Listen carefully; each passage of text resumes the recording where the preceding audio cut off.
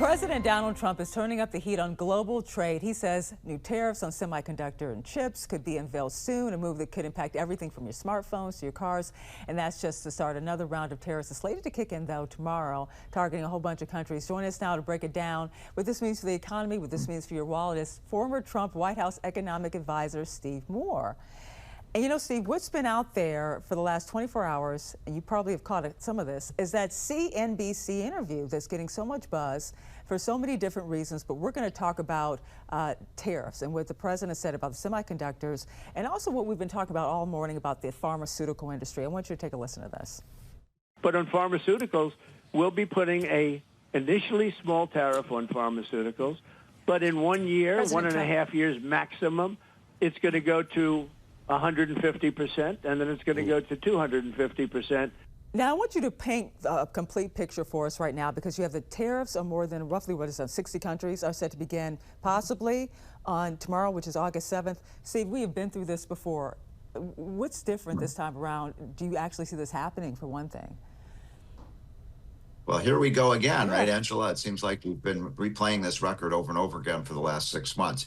One of the things we've learned, I think, in the first 6 months of the Trump presidency is that his bark tends to be worse than his bite. And so he puts out these very strict directives and threats on tariffs to get other countries to do things that are in America's interest.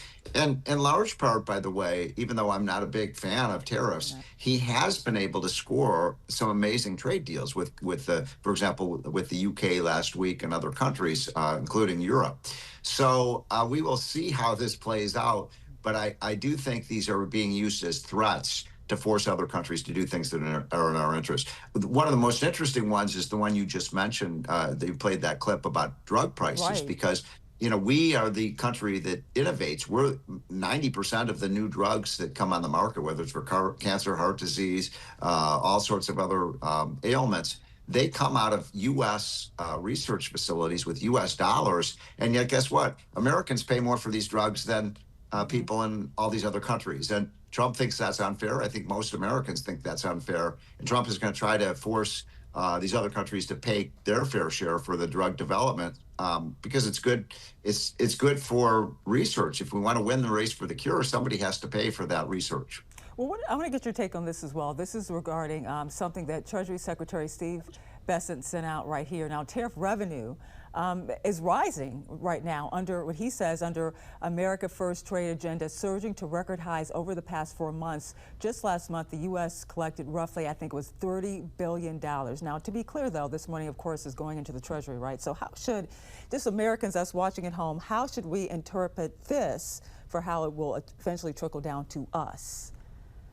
Good question. So first of all, a tariff is a tax, right? Somebody has to pay that tax. There's a lot of dispute about who's paying that tax that you're seeing on that chart. Is it paid by the foreign producers, or is it ultimately passed on to American consumers in the form of a slightly higher price, like a sales tax? My view is some of it is borne by American consumers and some of it is borne by the foreign producers. And by the way, that tax revenue helps reduce the deficit. That's one of the points Scott Bessent was making. So there's positives and negatives about tariffs. But if you use the tariff revenue to reduce, the income tax burden in the United States, then I don't have a problem with that.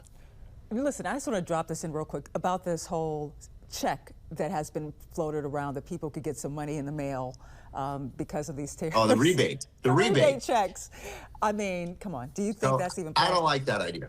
Yeah, I'm not a fan of that idea. I don't think the government should be passing out checks to people. After all, we're running a $2 trillion deficit right now. Any revenues that come in should be used to reduce the deficit or to pay for other pro-growth tax cuts. You don't get economic growth by just passing out checks to people. So that's not a Trump policy I'm in favor of. And can we real quickly talk about what's going on with Ford here? There seems to be a lot of layers here. And what's going on with the EV industry? Something like $15 billion lost. We have a chart for that as well over 3 years. What does this tell you where this is going? Where does yes. Go ahead, Steve. Yeah, this is unbelievable, isn't it? This is Ford Motor Company and how much they've lost on EVs. They were losing, Angela, as much as $50,000 per car they were making in the electric vehicle market. And it kind of shows what happens when you have the government directing an industry to produce a certain product that customers may not want. By the way, I'm not against EVs, but we have a hybrid that we like a lot. But it shows, if you're a company, you should really be orienting your production to what customers now want, not what government wants. All right, thank you so much. Former Trump White House economic advisor Steve Morris, always a great pleasure talking to you. Thank you, Angela. Have a great day.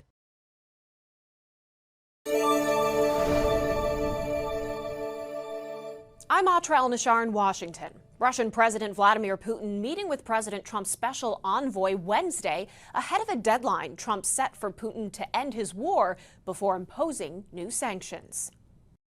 For 3 hours in Moscow Wednesday, White House Special Envoy Steve Witkoff met with Russian President Vladimir Putin for talks the Kremlin called useful and constructive.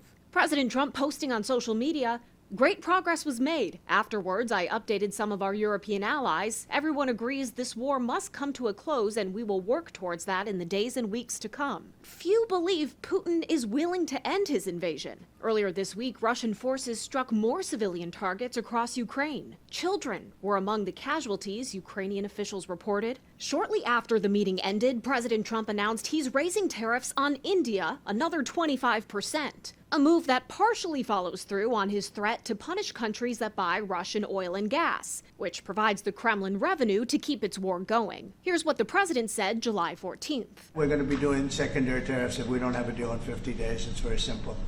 And they'll be at 100%. That deadline was shortened, and now Trump denies he said the tariffs would be 100%. Well, I never said a percentage, but we'll be doing quite a bit of that. On top of Trump's universal tariffs taking effect Friday, these punitive Russian energy tariffs mean Indian products coming into the U.S. will be subject to an import tax of 50%. India says their energy trades are based on market factors with the objective of keeping prices low for Indian citizens. A spokesperson for India's Ministry of External Affairs says in part, "It is therefore extremely unfortunate that the U.S. should choose to impose additional tariffs on India for actions that several other countries are also taking in their own national interest." Those countries include China, as well as U.S. allies like Turkey and the European Union. Triple-digit tariffs on China could derail already delicate ongoing trade negotiations, and the president just struck a trade deal with the European Union. It's unlikely he'd jeopardize that with new tariffs. In Washington, I'm Atra El-Nashar.